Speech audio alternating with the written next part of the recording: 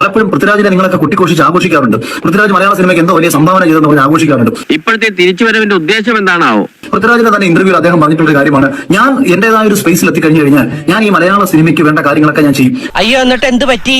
ആൾ ഇതുവരെ ഒരു പുതിയ തലമുറയിൽപ്പെട്ട ഒരുവിന് വേണ്ടിയിട്ട് 5 പൈസ മുടക്കി ഒരു സിനിമ പോലും നിർമ്മിക്കാൻ താല്പര്യമില്ലാതെ സ്വന്തം കാര്യം മാത്രം നോക്കി ജീവിക്കുന്ന ഒരു നടൻ മാത്രമായിരുന്നു പൃഥ്വിരാജ്. താൻ ഈ ആരാന്റെ പിള്ളേരെ വാപ്പാ നോക്കണ എന്തിനാ?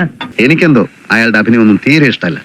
പിന്നെ ആരുടെ അഭിനയം ഇഷ്ടം? എനിക്ക് ഈ ചെയ്തിട്ടുള്ള സിനിമകളും കഥാപാത്രങ്ങളും കണ്ടാൽ കോമാളിത്തരങ്ങൾ എന്ന് തോന്നിപ്പിക്കത്തക്ക കഥാപാത്രങ്ങളാണ് ചെയ്തുകൊണ്ടിരുന്നത്.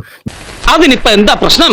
പ്രശ്നം തന്നെ. എല്ലാ സിനിമകളിലും ഒരേപോലുള്ള ഭാവാഭിനയമാണ്, കൃത്രിമത്വം നിറഞ്ഞ അഭിനയങ്ങളും നാടകം എന്ന് തോന്നിപ്പിക്കത്തക്ക സംഭാഷണ ഡെലിവറികളും ഒക്കെ തന്നെയാണ് പല. അതിനകത്ത് അതാണ് അദ്ദേഹം നടൻ എന്ന ചെയ്തു വെച്ചിരിക്കുന്നത്. ഇനി അവന്റെ വരവാണ് സാക്ഷാൽ അഖിൽ മാരാർ, അഖിൽ കട്ടാത്തല. ആയോട് പോന്ന് ഞാൻ നോക്കത്തില്ല, പൊള്ളക്ക് കത്തിയാ പൊന്നോ ഒടുക്കത്ത അഭിനയം.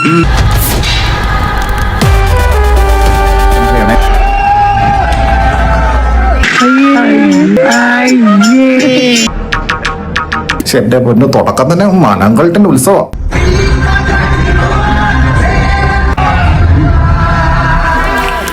എങ്ങനെയുണ്ട് എന്റെ പെർഫോമൻസ്? നമ്മുടെ മാധവ് സുരേഷിന് ഒത്ത എതിരാളി, നല്ലൊരു മികച്ചൊരു വാഗ്ദാനം, എസ്പെഷ്യലി ഡയലോഗ് ഡെലിവറി.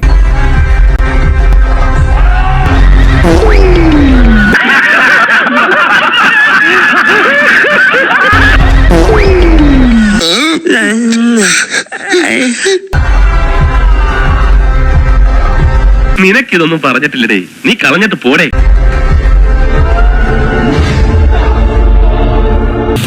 ഗാലറിയിൽ നിന്ന് വിസിലടിക്കുന്ന പോലെയല്ല, ഗ്രൗണ്ടിൽ ഇറങ്ങി കളിക്കാൻ നല്ല പാടാ. തളരരുത് രാമൻകുട്ടി, തളരരുത്. കലാകാരനല്ലാത്തവരെ സമൂഹം അംഗീകരിക്കില്ല. നീ സമാധാനിക്കും.